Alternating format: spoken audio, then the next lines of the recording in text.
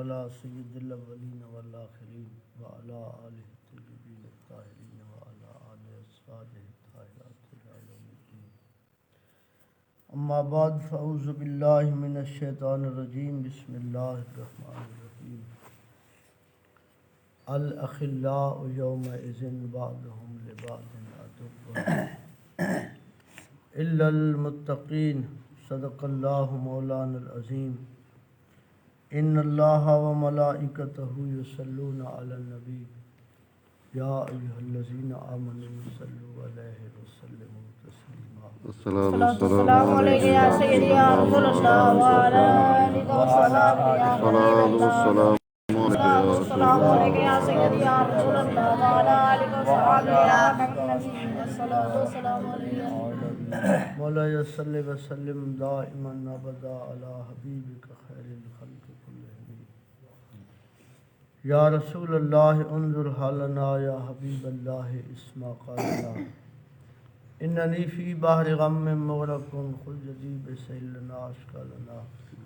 اللہ رب العزت جل شانہ کی حمد و ثنا سرکار کی ذات بابرکات پر ہدیہ درود و سلام عرض کرنے کے بعد قرآن عظیم کی جو آیہ مقدسہ آج کی اس بابرکت محفل میں تلاوت کرنے کا شرف حاصل کیا ہے، پروردگار عالم جل شانہ نے ارشاد فرمایا الاخلاء یومئذ بعضهم لبعض عدو. الاخلاء یہ خلیل کی جمع ہے. فرمایا کہ اس دنیا کے تعلق اور دوستیاں یومئذ آج کے دن، اس دن سے مراد محشر کا دن مراد ہے. بعضهم لبعض عدو، وہ ایک دوسرے کے دشمن ہوں گے. الا المتقین، آج میدان محشر میں جو دوستی، جو تعلق، جو نسبت کام آئے گی تو وہ آئے گی جس کی بنیاد تقوی اور جس کی بنیاد للہیت، اللہ اور اللہ کے رسول کی نسبت اور تعلق ہوگا. اور کسی نے اس کا ترجمہ اس طرح کیا ہے، چونکہ عرفاء مختصر لفظوں میں بڑی عظیم قصہ، عظیم مقصد بیان کر دیتے. فرمایا جڑے کہندے سن رواں گے نال تیرے، اج انہوں نے بھی بازیاں ہاریاں نے. جڑے ترس دے سن تیری دید دی خاطر، اج انہوں نے بھی باریاں ماریاں نے. جدوں خزاں نے بال کھولے، پنچھی اڑ گئے مار اڈاریاں نے. ایک یاری رب کے رسول والی بھیاں یاریاں سب خواری. سارے تعلق میدان محشر میں منقطع ختم. لیکن اللہ اور اللہ کے رسول اور ان کے دین کے تعلق کی بنیاد پر جو تعلق دوستی رشتہ ناتا ہوگا تو وہ اور ہی زیادہ نکھر کر اس دن سامنے آئے گا. اس دن اس نسبت کا بہت بڑا فائدہ ہوگا. اسی لیے قرآن عظیم حکم دیتا ہے وَكُونُوا مَعَ الصَّادِقِينَ، اے لوگوں سچے لوگوں کے ساتھ ہو جاؤ، ان کے ساتھ اپنا تعلق بناؤ، ان کے ساتھ اپنی سنگت رکھو، ان کی مجلس میں بیٹھو. حاضرین محترم، قرآن عظیم نے ایک دوستی کا تذکرہ کرتے ہوئے ارشاد فرمایا اور مفسرین نے اس کی شرح بیان فرمائی. ایک شخص نبی پاک صلی اللہ علیہ وسلم کی بارگاہ میں آتا تھا، ابھی تک وہ مسلمان نہیں ہوا تھا. ایک دن بارگاہ مصطفیٰ میں عرض کرتا ہے کہ اے محمد، میرا ایک اصول ہے دوستی کا کہ میں جس سے تعلق اور دوستی بناتا ہوں تو میں اس کی دعوت کرتا ہوں. آپ میری دعوت کو قبول فرمائیں. سرکار نے فرمایا تیری دعوت کو میں قبول کروں گا، لیکن اس کے لیے شرط ہے کہ تو اللہ رب العزت کی وحدانیت اور میری رسالت پر ایمان لا. اس نے اللہ رب العزت کی توحید اور نبی پاک صلی اللہ علیہ وسلم کی رسالت پر ایمان لایا اور پڑھا اس نے اشہد ان لا الہ الا اللہ واشہد ان محمدًا عبدہ ورسولہ. لیکن سرکار کے ساتھ اس کی اب نئی دوستی تھی، نیا تعلق تھا. اور اس سے پہلے اپنے پرانے معاشرے میں یعنی کفر کے معاشرے میں اس کا تعلق ایک بہت بڑے کافر کے ساتھ تھا. جب اس کو پتہ چلا تو اس نے کہا کہ یار میں نے سنا ہے کہ تو نے اس شخص کے ساتھ دوستی کا دم بھرا ہے جس کو محمد کہتے ہیں۔ جی تو انہوں نے کہا یہ عتبہ بن معیط تھے، کہتے ہیں ہاں میں نے اس کے ساتھ آنا جانا ہے۔ جی اس نے کہا کہ بھئی تیری اور میری دوستی ختم ہو جائے گی اگر تیری دوستی محمد کے ساتھ رہے گی، جی اگر میرے ساتھ تعلق کو بحال رکھنا چاہتا ہے تو پھر ادھر سے اپنا تعلق دوستی کو ختم کر دے۔ لیکن یہ چونکہ نیا نیا اس میں اسلام لایا تھا تو اس شخص نے سرکار دو عالم صلی اللہ علیہ وسلم کی دوستی اور تعلق کو چھوڑ کر جی اس کافر کی دوستی کو اپنا لی۔ جی قرآن نے اس کو بیان کیا ہے کہ میدان محشر ہوگا، اور میدان محشر وہی شخص جس نے سرکار کی دوستی اور تعلق کو چھوڑ کر اس کافر کے ساتھ تعلق اور دوستی بنائی تھی، تو وہ کہے گا یا لیتنی لم اتخذ فلانا خلیلا، چونکہ اب میدان محشر ہے، آگ جہنم سامنے ہے، خطرات سامنے ہیں، تو کہے گا کاش کہ میں نے محمد کی دوستی کو چھوڑ کر اس بدبخت کے ساتھ اپنی دوستی نہ بنائی ہوتی۔ اللہ یا لیتنی اتخذت رسولا سبیلا، کاش کہ میں نے اللہ کے رسول کے ساتھ اپنی دوستی کو قائم رکھا ہوتا، اللہ لیکن اب تو وہ چونکہ تعلق منقطع دنیا میں ہو چکا تھا، اب تو وہ کام نہیں بنے گا۔ تو اس لیے یہ یا لیتنی یہ کلمہ حسر ہے، کلمہ افسوس ہے، وہ حسرت کر رہا ہے، افسوس کر رہا ہے کہ کاش میں نے دنیا میں اس گندی دوستی کو بحال رکھنے سے اللہ رب العزت کے پیارے نبی کی دوستی کو بحال رکھا ہوتا، لیکن اس وقت کا پچھتاوا کسی بھی کام نہیں آئے گا۔ نبی پاک صلی اللہ علیہ وسلم نے ایک دوستی کا تذکرہ کرتے ہوئے بلکہ اچھی صحبت اچھی سنگت کا ذکر فرماتے ہوئے ارشاد فرمایا کہ مثل و جلیس صالح و سو، جی اچھی اور بری سنگت تعلق کی مثال یہ ہے کحامل المسک و نافخ الکیر، فرمایا اچھی اور بری دوستی ایسے ہیں کہ اچھی دوستی کی مثال دیتے ہوئے فرمایا کحامل المسک، یہ ایسے ہے کہ جب آپ کسی عطار کی دکان پہ چلے جاتے ہیں یا کوئی عطر فروش آپ کے ہاں چلا آتا ہے تو فرمایا کہ اس کی دوستی کا نفع ہے، اور بری دوستی کی مثال دیتے ہوئے فرمایا کحامل الکیر، جیسا کہ لوہار کی بٹھی ہوتی ہے۔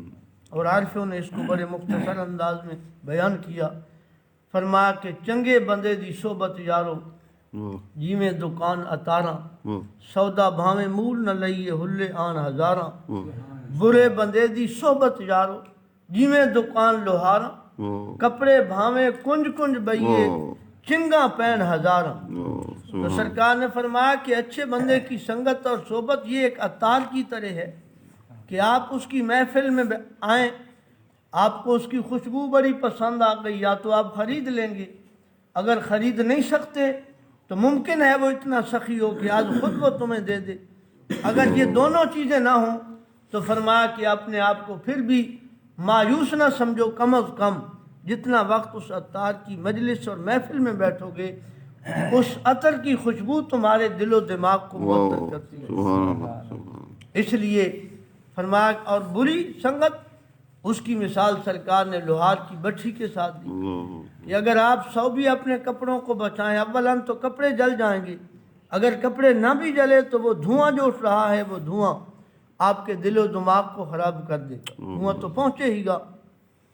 شیخ سعدی رحمۃ اللہ تعالیٰ علیہ بڑے بزرگ ہیں، آپ ایک مثال کے ساتھ اس مسئلے کو مزید واضح فرماتے ہیں۔ آپ فرماتے ہیں کہ میں ایک دن حمام میں گیا اور ایک دوست نے مجھے مٹی دی، غسل پہلے دور میں مٹی سے غسل کیا جاتا تھا۔ فرماتے ہیں کہ میں ایک دن حمام میں چلا گیا اور میرے ایک دوست نے مجھے مٹی دی اور اس مٹی سے خوشبو آتی تھی، میں بڑا حیران ہوا۔ اور پھر یہ اللہ والے جو ہے نا، ان کی گفتگو تو ہر چیز سے ہو سکتی ہے، ہم اس پھٹی سے گفتگو نہیں کر سکتے، مٹی سے گفتگو نہیں ہو سکتی، دیوار سے ہم گفتگو نہیں کر سکتے، لیکن یہ اہل اللہ جو ہیں، اللہ والے جو ہیں، یہ ہر چیز سے گفتگو کر سکتے ہیں۔ آپ اس مٹی سے کہنے لگے کہ اے مٹی تیرے اندر سے یہ کستوری اور عنبر کی خوشبو آ رہی ہے، تو کیا ہے؟ تو فرماتے ہیں کہ مٹی نے جواب دیا بگفتہ من گلے ناچیز بودم لیکن مدت باگل نشستم. مٹی نے کہا کہ میں تو وہی ناچیز مٹی ہوں، لیکن یہ خوشبو جو آ رہی ہے یہ خوشبو میری نہیں. بگفتہ من گلے ناچیز بودم ولیکن مدت باگل نشستم. یہ خوشبو میری ذاتی نہیں، یہ پھولوں کی سنگت کی وجہ سے آ رہی ہے. جمال ہم نشیں در من اثر کر وگرنہ من ہو آخا خم کے استر. فرمایا کہ میں تو وہی ناچیز مٹی ہوں جو لوگوں کے پاؤں کے نیچے ہوتی ہوں، لیکن ان پھولوں کی ہم نشینی نے، ان کی سنگت نے، ان کی صحبت نے یہ رنگ چڑھایا ہے کہ اب مجھ سے بھی وہ خوشبو آتی ہے. تو یہ اچھی سنگت جو ہے نا، اس کی خوشبو دیکھیے کہ کوئی بھی بزرگ آپ دیکھ لیں تو اس میں جو خوشبو آ رہی ہے وہ در حقیقت کسی اور پھول کی خوشبو ہے. مثلا سیدنا صدیق اکبر کا جلوہ صداقت دیکھی، فاروق اعظم کا جلوہ عدالت دیکھی، اور عثمان غنی کا جلوہ صداقت دیکھی، علی پاک رضی اللہ تعالیٰ عنہ کی شان ولایت دیکھی. یہ در حقیقت صحبت سنگت مصطفیٰ صلی اللہ علیہ وسلم کا. اور خواجہ اجمیری رحمۃ اللہ تعالیٰ علیہ کو داتا علی حجویری کے قدموں میں بیٹھ کر جو خوشبو ملی، اس کا اثر اتنا تھا کہ 90 لاکھ ہندو آپ کو دیکھ کر مسلمان. اور خواجہ اجمیری کی صحبت خواجہ نور محمد مہاروی رحمۃ اللہ تعالیٰ علیہ کو حاصل ہوئی. اور جناب خواجہ شاہ سلیمان توسوی رحمۃ اللہ تعالیٰ علیہ، آپ کو یہ خوشبو نور محمد مہاروی رحمۃ اللہ تعالیٰ علیہ کے آستانے سے نصیب ہوئی. اور خواجہ سلیمان توسوی نے خوشبو سیال کے لجپال کو عطا فرمائی، اور سیال کے لجپال نے یہ خوشبو تاج دار گوڑا پیر مہر علی شیخ رحمۃ اللہ علیہ کو عطا. تو یہ خوشبو جو ہے یہ سلسلہ در سلسلہ آتی ہے. اس لیے قرآن عظیم حکم دیتا ہے کہ یا ایھا الذین آمنوا اتقوا اللہ وکونوا مع الصادقین. سچے لوگوں کی سنگت میں رہا کرو، سچے لوگوں کے ساتھ بیٹھا کرو، کیونکہ آج خود کوئی بھی کچھ نہیں ہوتا. اگر اچھی سنگت و صحبت مل جائے تو وہ اچھا ہے، اگر بری سنگت و صحبت مل جائے تو وہ برا ہے. اس لیے نبی پاک صلی اللہ علیہ وسلم، اور یہ دوستی جو ہے یہ کوئی عام چیز نہیں ہوتی، بلکہ دوستی کی اتنی زیادہ اہمیت ہے. سرکار دو عالم صلی اللہ علیہ وسلم ارشاد فرماتے ہیں کہ یہ دوستی جو ہے نا یہ اتنی ہی اہمیت کی حامل ہے جتنا کہ دین اہمیت کا حامل ہے.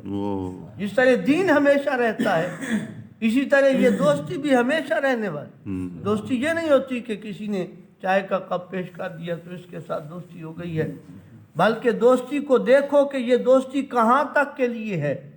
نبی پاک صلی اللہ علیہ وسلم نے ارشاد فرمایا کہ الناس، سرکار فرماتے ہیں کہ ہر بندہ اپنے دوست کے دین پر ہوتا ہے. المرء علی دین خلیلہ، ہر بندے کا دین وہی ہے جو اس کے دوست کا دین ہے.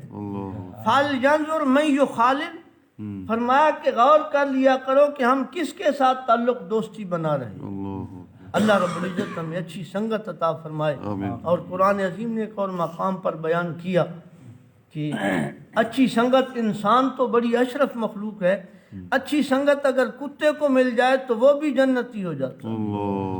یہ قرآن عظیم کا واقعہ ہے کہ اصحاب کہف کا کتا اچھے لوگوں کی سنگت میں بیٹھ کر اللہ رب العزت نے اس کی بخشش فرما دیا. بروز حشر وہ ہے کتا، لیکن انسان کا لباس پہن کر وہ کتا جنت میں جائے گا. کیوں؟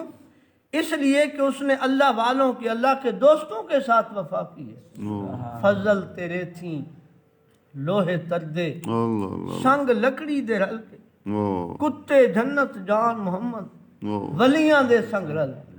اللہ رب العزت اچھی سنگت نصیب فرمائے.